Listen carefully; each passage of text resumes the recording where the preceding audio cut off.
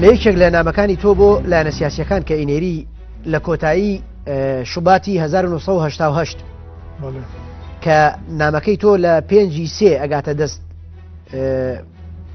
ئەو لایەنانە. ئایا لەو کاتا ئەوەندەی تۆ ئاگاداری وەکو دکتۆر مکەڕەم تاڵەبانی جدیەت و ڕازگۆییەک لەو مبادەرەی سەدامە هەبوو بۆ گفتوگۆکردن یاخود ئەویست کورد فری و با؟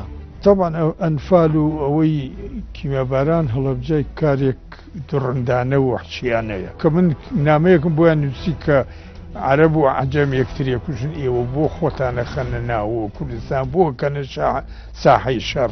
لەو کاتەیە بە یارمەتی کوردەکان ئێرانیەکان هاتنە ناو هەڵەبجە.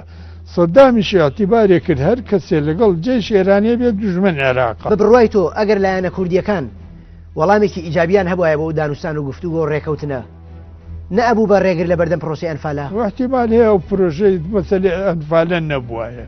بەرنامەی ڕوودا و مێژوو لەگەڵ سیاسەتمەداری کورد مکەڕەم تاڵەبانی شەوی سێشەممە کاتژمێر 8:05 لە NRT-ەوە پێشکەشتان دەکرێت.